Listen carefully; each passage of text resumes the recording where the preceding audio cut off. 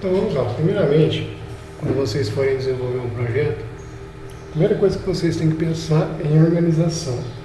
Organizem o seu projeto para que outras pessoas consigam lidar com o seu código, ou até mesmo você, quando for dar manutenção futuramente nesse código. Então organizem, mantenham em camada, criem camadas bem definidas para que o projeto fique organizado de tal forma que fique fácil você dar manutenção. E quando você pensar em trabalhar com algum tipo de ORM, no caso aqui o Entity Framework, tenha definido também as suas camadas de negócios e de repository. Aqui no caso nós dividimos, as camadas de repository e de BO, de negócio. No caso aqui, nós estamos migrando, fazendo uma mudança, uma reestruturação nesse projeto para que ele consiga trabalhar com o modelo DDD. Ele ainda não está nesse projeto, nesse modelo, mas vai estar migrando para isso e trabalhar com CQRS, Mediator e tudo mais. Mas por enquanto ainda não.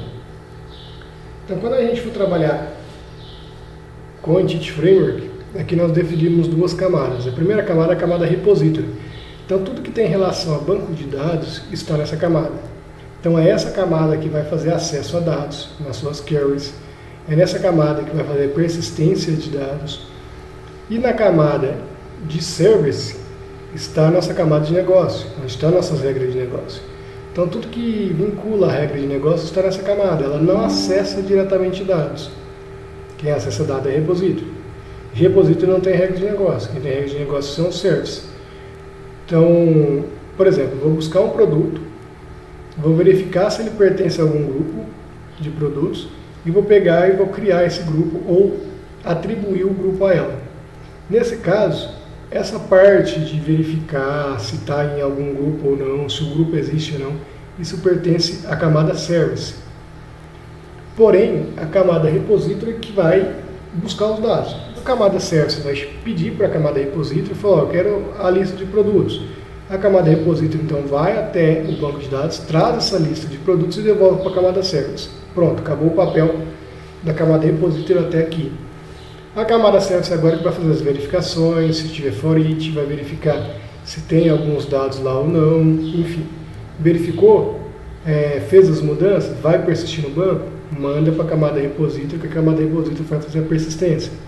Ah, mas eu também preciso lá de grupo de produtos. Então pede para a camada repository do grupo de produtos essas informações. Então é sempre assim que a gente trabalha. Então quando for trabalhar com ORM, no caso aqui em Entity Framework, nós definimos essas camadas por enquanto, que é Application, Domain, Infraestrutura e o API. Na parte de Domain, que tem a nossa primeira parte, vamos dizer assim, com qualquer RM, que é as nossas entidades. O que vem essas entidades? São os modelos, são as cópias em classes, para virar objetos das nossas tabelas de banco de dados. E é aqui que está o relacionamento, é aqui que está a modelagem dos dados.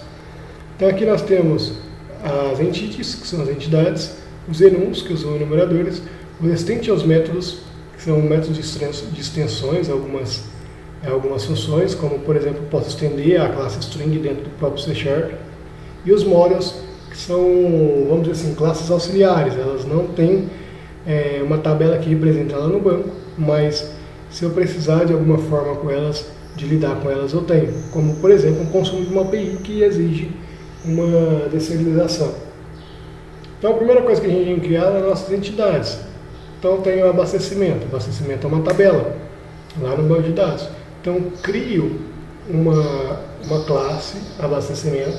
Aí eu tenho que fazer a modelagem. Eu posso utilizar Fluent API ou eu posso utilizar Data Annotation. Aqui a gente está utilizando de Data Annotation. Então eu tenho a table, qual que é o nome da tabela lá no banco. Ela herda de MBase empresa, que é uma classe abstrata que a gente implementa aqui dentro dos nossos bancos de dados, no qual ela vai ter o empresa ID, que herda de MBase, e MBase vai ter data cadastro, data alteração, flag excluído, tem o ID e tem toda aqui a inicialização delas. Aqui ainda eu tenho, por exemplo, abastecimento, ele precisa de um produto. Então eu tenho o public int, produto ID, aí depois tem uma foreign key para dizer que esse objeto produto é dessa foreign key, então essa foreign key vai estar referenciando o produto, tudo isso via data annotation. E você vai fazer todas as suas modelagens dessa forma, né? Public, o tipo de dados, o nome da coluna e um getSet. Você pode utilizar também de campos não mapeados. O que seria isso? São campos que não vão existir no banco de dados. Exemplo, esse total. O total não vai existir no banco de dados. Não tem lá no banco de dados essa coluna total.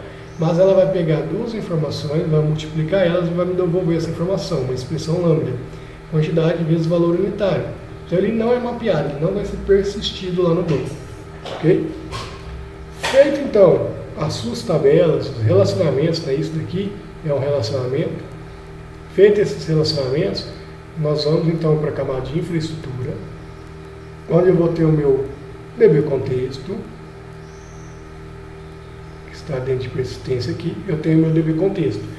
Então aqui que eu vou ter a integração entre a Entity Framework e o que é entidade para ele. Eu estou dizendo para ele, por exemplo, se eu pegar aqui abastecimento, olha aqui, ó. Eu estou dizendo, ó, Entity Framework, aquela model que eu criei de abastecimento, ela é uma tabela lá no banco de dados. Então você tem que tratar ela como sendo uma tabela. Então, se eu criar migration, ele vai criar a tabela lá no banco de dados. Se eu fizer mudanças aqui, ele vai replicar essas mudanças no banco de dados. E eu tenho, a partir de agora, o meu repositório de abastecimento. Ok? Então, essas são as primeiras camadas. Aqui, por exemplo, eu começo a ter a minha primeira camada, que é a camada de repository. O que eu fiz para facilitar? Eu criei uma classe abstrata chamada repository, onde eu tenho algumas informações aqui, né? Como, por exemplo, a injeção de dependência do meu DB contexto, que é o Context Factory. Eu tenho esse repository, ele tem que implementar uma entidade, então ele representa uma entidade, ele implementa o iDisposable para fazer o dispose desta classe, implementa também a classe iRepository.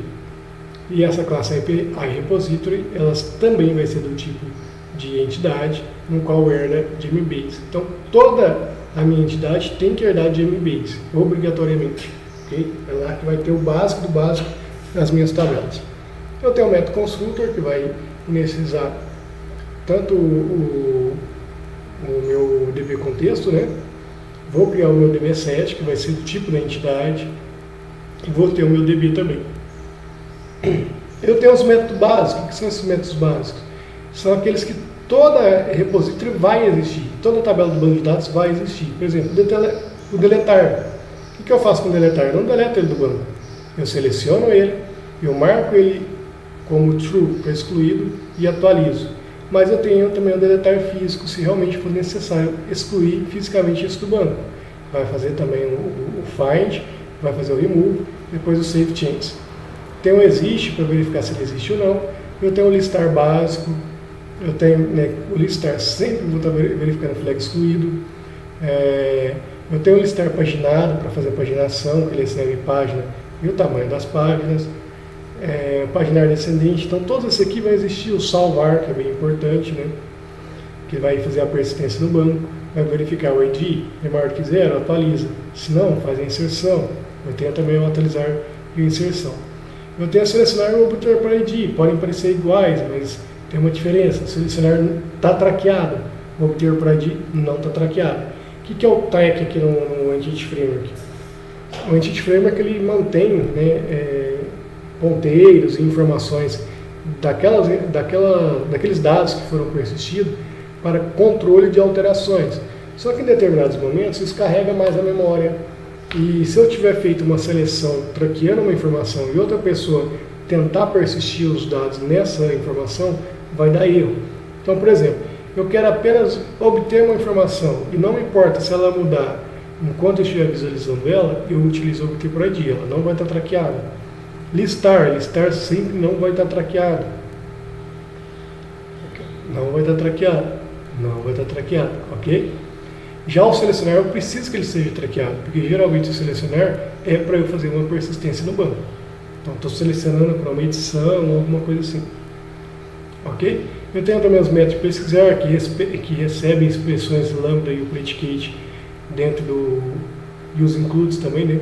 Dentro dos parâmetros, então ele vai verificar isso. Eu tenho que pesquisar via Dapper também, para fazer via SQL puro, que está aqui. Ok?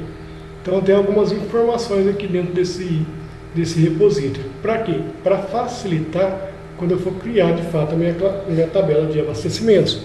Então eu tenho lá o meu abastecimento repositório, ele implementa repositório, que vai ser dessa entidade, e que implementa também meu abastecimento repositório, que são as minhas interfaces. Eu tenho minhas interfaces aqui, ó.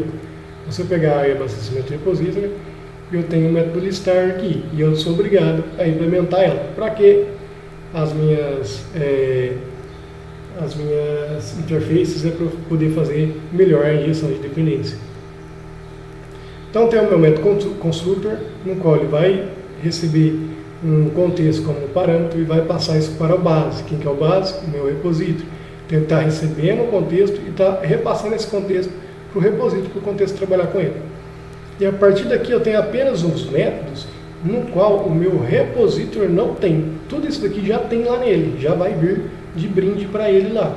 Então se eu pegar aqui, ó, o meu iRepository, eu tenho todos esses métodos aqui, que independente de todas as camadas repositórios vão existir, ok? Então sempre contente aqui, que ele vai ser sempre do tipo que está implementando ele. Agora, lá no meu abastecimento de fato, eu vou apenas criar o que não existe lá, que é o listar, recebendo como parâmetro a empresa ID. Então eu vou pegar, eu vou fazer uma expressão lambda, no qual vai retornar todos eles, né, todos os abastecimentos que pertencem àquela empresa ID passada por referência. Ok? Só isso que vai ter no meu repositório. O resto já vai estar implementado. Então essa é a graça de trabalhar com Entity Framework. Se eu precisar fazer uma persistência, qualquer coisa, de todas as minhas tabelas, eu vou ter implementado ela lá na minha classe abstrata. E eu tenho também a camada Service. Eu tenho o meu abastecimento Service, que ele vai receber como parâmetro o meu abastecimento de repositório. Mas eu dependo de equipamento, então eu recebo também equipamento. Eu dependo de local de estoque e também de movimento de estoque para criar esse movimento de estoque. Então eu também recebo eles. E vou fazer então a minha injeção de dependência nos constructor. Vou fazer a inicialização dos objetos e aqui vai ter todos os meus métodos. Estão vendo que o deletar eu tenho no service? Tenho, porque o meu controller nunca acessa repositório. O meu controller sempre acessa service. Então eu tenho que replicar isso lá no meu repositório. Se o meu controller quer deletar, ele não vai no repositório, ele vai no service. Fala, service, eu quero deletar essa informação. O que o service vai fazer? Vai pegar e vai fazer, o repositório, o usuário quer deletar essa informação. O repositório retorna ok como deletado, o service retorna para o controller ok como deletado, o controller retorna para o usuário ok como deletado. Então eu tenho tudo isso implementado, já está lá no repositório. Mas, por exemplo, o salvar, eu faço um validar primeiro, lá na minha camada service, para depois jogar para o meu repositório e fazer a persistência. Se o validar tiver com erro, né, tiver algo que não passou, ele já trava aqui, ok? Eu tenho realizar abastecimento, aqui sim já envolve regra de negócio. Eu faço um movimento de estoque, então aqui não pode estar em repositório, mas ele pega lá do repositório, ou do equipamento repositório, o último medidor, para saber qual foi o último medidor informado. Faço algumas verificações, seleciono o local de estoque, verifico qual é o estoque atual, através do movimento de estoque, né? Estoque a gente não guarda, a gente faz o movimento dele para verificar o estoque atual. Pego o equipamento e assim sucessivamente para popular o meu objeto e por fim fazer a inserção dela lá no movimento de estoque. E eu tenho também um validar, no qual ele vai fazer as verificações. Empresa ID foi informada? Se sim, ok, passou, caso contrário, executa uma exception. E assim por diante, ok? Isso daqui é importante para a gente garantir a integridade dos dados que vão ser persistidos lá no nosso banco de dados. Feito isso, o que eu consigo ter agora? Eu consigo ter as minhas injeções de dependência. Qualquer um que precisar trabalhar com esse abastecimento aqui, basta implementar esse service e chamar as funções que eu tenho na minha classe aqui, né? Então essas são as funções que o abastecimento dispõe, e qualquer função que eu chamar dentro dela, eu vou estar implementando isso para a minha camada repository e o meu controller vai estar devolvendo. Aqui ainda dentro das minhas organizações, eu tenho, por exemplo, minha migration, eu tenho as minhas integrações, né? O Chat Pro, por exemplo, que a gente faz integração com ele, o Discord, integração com o Discord. Eu tenho as minhas métodos de extensões, que é as collection de extension method, ok? Aqui eu tenho minhas injeções de dependência. Eu vou ter meus middlewares aqui também, né, para capturar exceptions. Eu tenho meus eventos. Aqui alguns dos meus, como a gente já está passando para essa QRS, isso não tem muito a ver com a Entity Framework, mas eu já tenho meus command, os meus requests e o meu response, que é isso vem do CQRS. Meus commands, eu tenho meus renders da parte de create, de update e assim por diante. Tudo isso vai ser criado via CQRS. Esse daqui, especificamente, é para criação de planilhas de Excel. Então, qualquer lista que eu tiver, eu passando para ela, eu consigo criar uma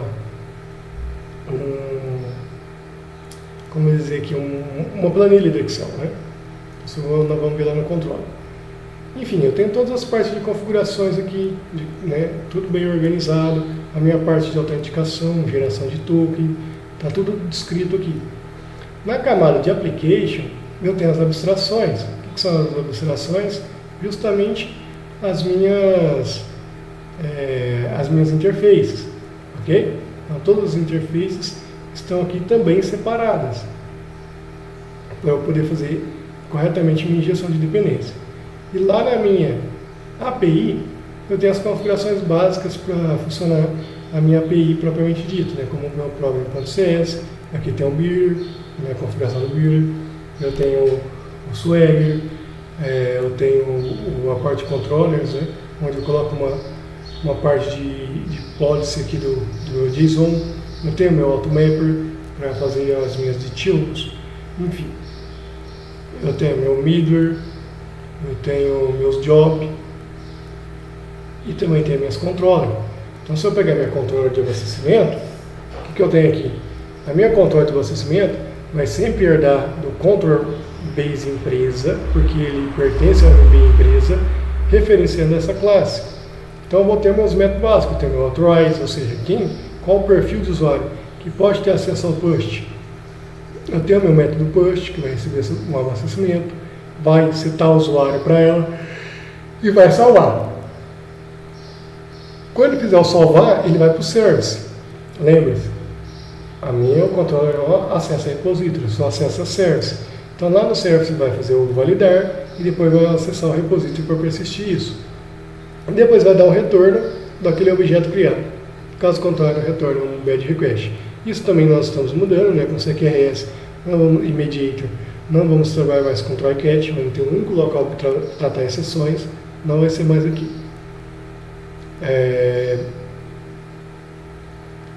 No meu control base, eu tenho algumas funçõezinhas básicas também, como a injeção do meu client, do meu context access, do meu IMapper.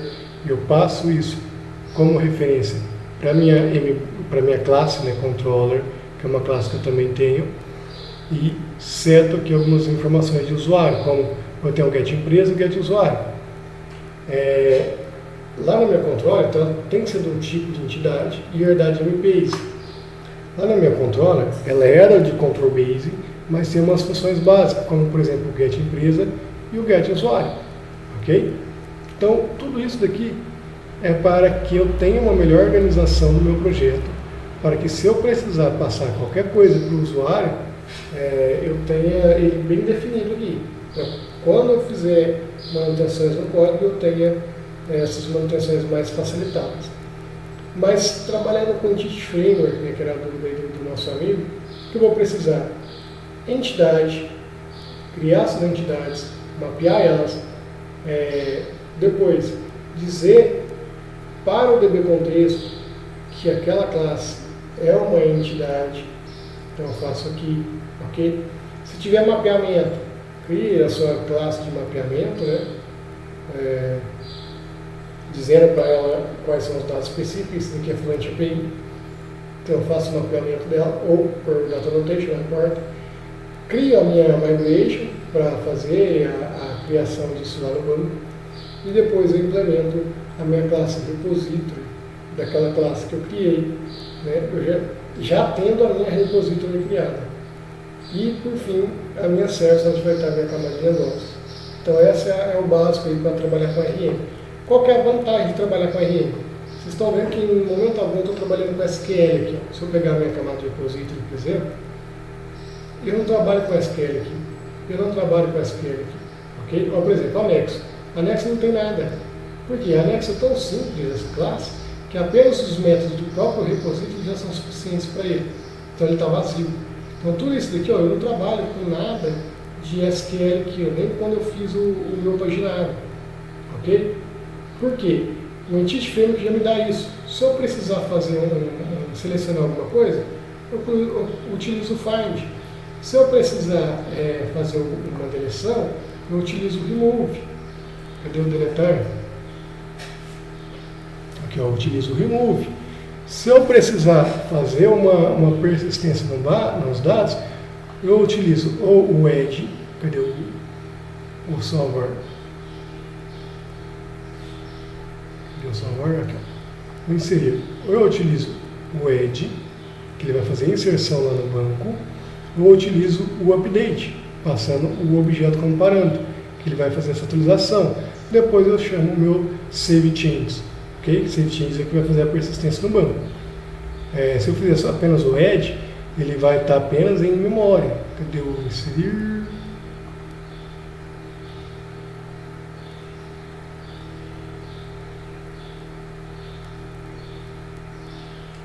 Aqui o atualizar, ele vai pegar, vai selecionar, vai verificar se algumas informações existem ou não, se tem usuário de cadastro, se eu tenho a data de cadastro. Se não tiver, eu pego e seto ela, enfim.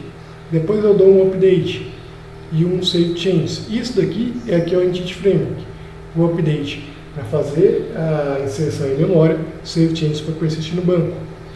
Se eu quiser fazer o inserir, mesma coisa. Seto data de cadastro, faço o add na minha memória, depois o save change. Isso que é Entity Framework. Se eu precisar fazer alguma pesquisa, coloco a clause where, where aqui como se fosse do meu SQL, faço tudo que eu precisar dentro dele. Depois, se é uma lista, to list async. Se posso fazer ordenação também, né? Order by descend. Se eu quiser ordenar por ID, então estou ordenando de forma ascendente pelo ID. Ah não, eu quero ordenar descendente. Então order by descend. Ah não, é uma lista, é um item só. Então first default. Ok? Então tudo isso que está reclamando porque ele está esperando um enumerable. Então tudo isso o Entity Framework já dá para a gente pronto. Não tem que ficar criando SQL toda hora. A não ser que seja um caso muito específico, onde eu de fato vou precisar trabalhar com SQL. Aí sim, vocês criam alguma coisa de SQL. Mas, olha só, de usuário, não tenho SQL aqui em local nenhum. Então evito trabalhar o máximo possível de SQL. Eu deixo o próprio Entity Framework criar esses SQL para mim. Ok? Aqui, para esse relatório, eu criei um select. Tá vendo? Aí eu utilizo o Dapper aqui, para fazer para criar esses dados lá do SQL, transformar ele em um objeto para eu poder trabalhar. Mas são casos muito específicos, onde eu tenho uma informação bem específica que dá para fazer com o Entity Framework, mas que às vezes fica mais custoso eu criar isso no Entity Framework do que com SQL puro, mas que deve ser evitado. Ok? O Entity Framework sempre vai trabalhar com a melhor forma do SQL para desempenho, para versão e para migração. Então hoje eu estou com uma MySQL 5, vou para o MySQL 8, eu não tenho que me preocupar com o MySQL. Se houve atualização, não. O Entity Framework vai fazer isso para mim. eu quero mudar do MySQL, do MySQL para o SQL Server, o Entity Framework vai trabalhar as query para mim, eu não tenho que mudar nada de query, porque a gente sabe que tem mudanças aí, principalmente em data. Eu vou dizer para ele, eu estou usando MySQL, eu estou usando SQL, eu estou usando PostgreSQL, enfim, qualquer banco de dados que eu estiver utilizando, eu vou informar para o Entity Framework através do DB Contexto. E eu não me preocupo com as SQL dentro do meu EF Core, ok? Então é isso.